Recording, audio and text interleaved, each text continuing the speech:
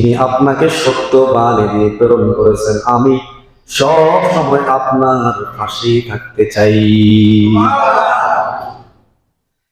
তখন আল্লাহর নবী আবু বকরের জন্য দোয়া করলেন, হে আল্লাহ, আপনি আবু বকরকে আমার সাথেই রাখুন, আমার কাছাকাছি রাখুন, মানে হলো জান্নাতেও হযরত আবু বকর রাসূলের কাছাকাছি থাকবেন। জোরে বলে সুবহানাল্লাহ।